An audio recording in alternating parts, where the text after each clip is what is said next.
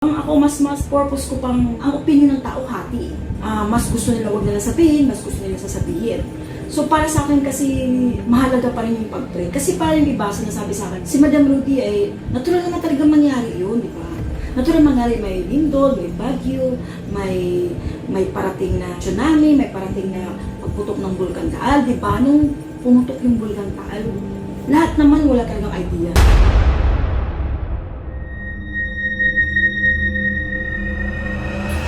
Hello po mga ka-PTV, sa video na ito itatalakayin natin ang dalawang malalakas na lindol at malakas na bagyo na magpapalubog sa probinsyang ito. Pero kung ikaw ay hindi pa nakasubscribe sa aking channel, baka naman.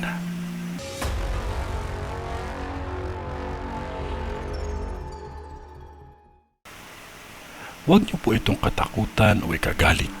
Dapat paghandaan ninyo ito. Isa itong babala lamang na nais ng Diyos iparating sa atin upang tayo ay makapaghanda at makapag-ingat.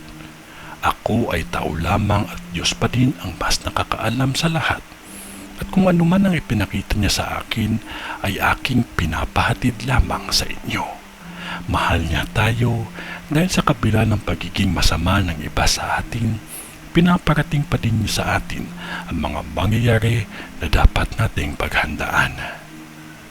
May nakikita ako sa vision ko na isang tulay po dyan na bigla ang guguho.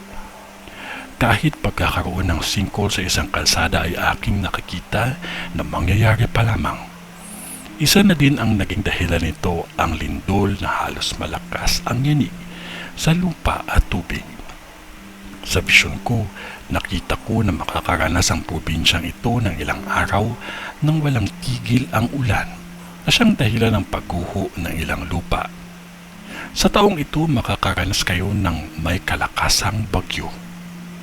May nakikita akong isang historical na lugar sa lugar ninyo ang mapipinsala dahil sa hamon ng kalikasan.